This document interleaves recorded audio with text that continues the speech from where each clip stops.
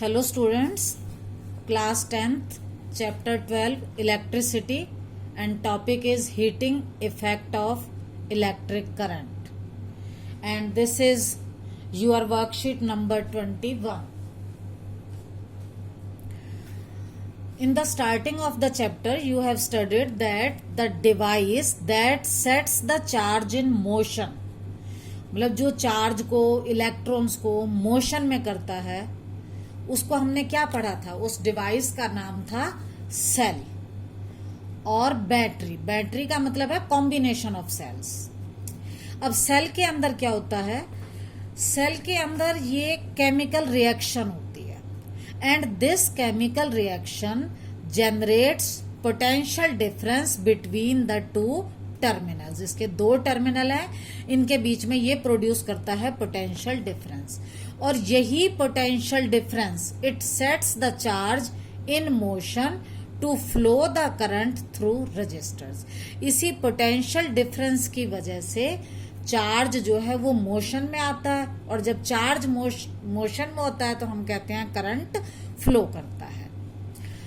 तो अब करंट को फ्लो करने के लिए कि करंट का फ्लो कॉन्टिन्यूअस होता रहे, to maintain the current, source जो हमने लिया था सेल और battery has to keep expending its energy. इसकी जो केमिकल एनर्जी है वो एक्सपेंड होती रहती है इन form of electrical energy. Chemical energy किस में चेंज होती है, इलेक्ट्रिकल एनर्जी में, और फिर ये इलेक्ट्रिकल एनर्जी एक्सपेंड होती है, खर्च होती है टू मेंटेन करंट। अब ये जो एनर्जी थी इसका a part of this energy is used in doing useful work. कुछ पार्ट तो इसका यूजफुल वर्क में हो जाता है, जैसे आपका फैन चलता है तो उसके ब्लेड्स की रोटेशन में, या जब हम मिक्सी यूज करते हैं तो उसके ब्लेड्स की मोशन में। बट अ पार्ट, थोड़ा सा पार्ट तो यहां यूज हुआ और कुछ पार्ट कहाँ यूज होता है, is expended in heating to raise the temperature of the gadget. वो क्या करता है, आपके गैजेट के टेम्परेचर को इंक्रीज करता है, मतलब हीटिंग में यूज होता है। You must have noted when fan is used continuously for a long time it gets warm. Similarly when you use mixie it also gets warm. Mobile phone when charged for long time it also gets warm. यहाँ warm का मतलब कि वो heat हो गया। जो electrical energy आ रही थी उसका कुछ पार्ट तो वर्क में यूज हुआ और जो कुछ पार्ट था वो किस में यूज हुआ, हीटिंग में। इसीलिए ये सभी गैजेट वार्म हो गए। Now if electric circuit is purely resistive, अगर कोई सर्किट प्योरली रजिस्टिव है। अब ये प्योरली रजिस्टिव का मतलब क्या है कि जब only resistors are connected to battery, मतलब सर्किट के अंदर बैटरी से सिर्फ रजिस्टर्स ही कनेक्ट हो तो उसे हम बोलते हैं प्योरली रजिस्टिव। तो क्या होता है, source energy gets dissipated. Dissipated का मतलब consumed, used entirely in form of heat. तो वो टोटल किस में यूज होती है, हीट में यूज होती है। इसी को हम बोलते हैं हीटिंग इफेक्ट ऑफ करंट। देखो, when in an electric circuit is purely resistive the source of energy continuously gets dissipated entirely in form of heat. This is known as heating effect of current. Is it clear now? The first point. Now,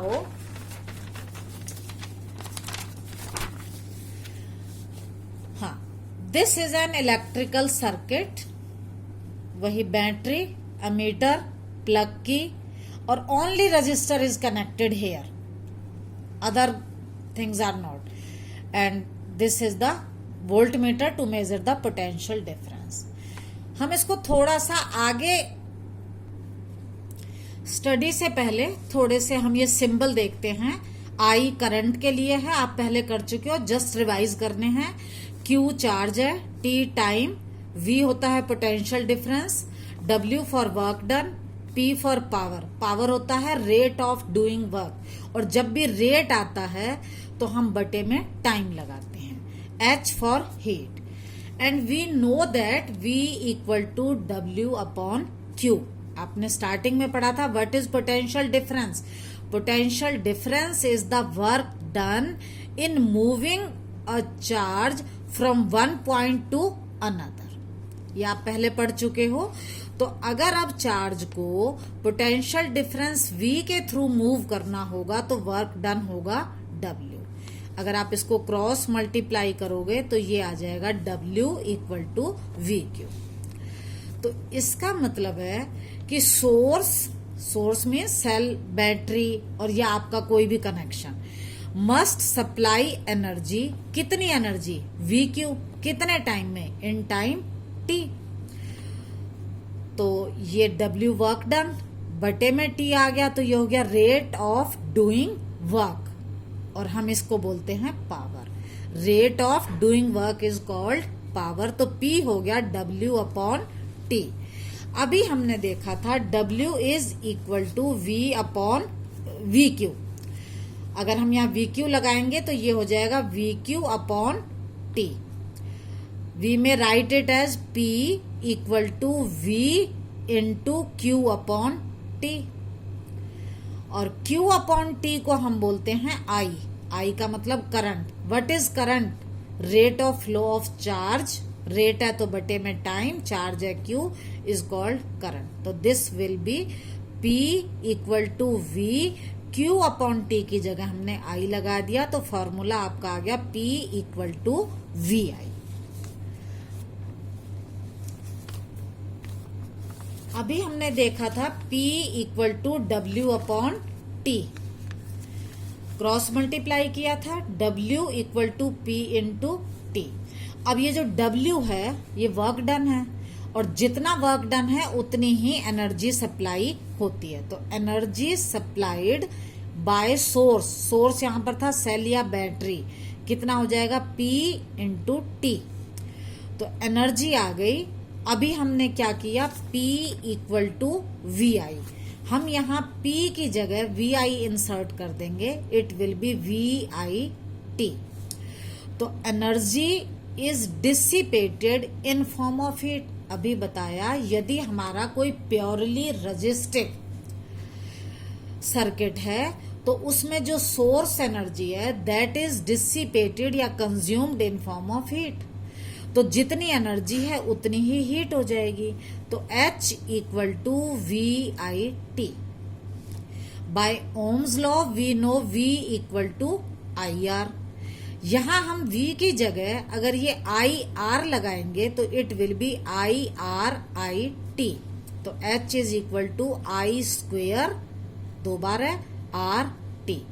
ये जो expression आया this is known as Joule's law of heating. This is known as Joule's law of heating. अब अलग से आए what is Joule's law of heating, तो हमें इसमें देखो 3 पॉइंट हैं। H का मतलब है heat. Heat produced in a resistor is, सबसे पहले करंट का square is directly proportional to the square of current for a given resistance. तो H is directly proportional to I square. ठीक है। फिर है H is directly proportional to R। It is directly proportional to resistance for a given current. तो H is directly proportional to R हो गया। Third होगा H is directly proportional to T। T means time for which the current has been passed या current flows through the resistor. तो ये आ जाएगा H is equal to I square RT। आपकी worksheet का फर्स्ट क्वेश्चन है explain the Joule's law of heating. तो इसका आंसर आएगा यहां से, ये तीनों पॉइंट कंबाइन करके H is equal to I square RT। तो आपका आंसर यहां से लेकर यहां तक होगा। Thank you. The next topic is application of heating effects of electric current, that will be studied in the next video.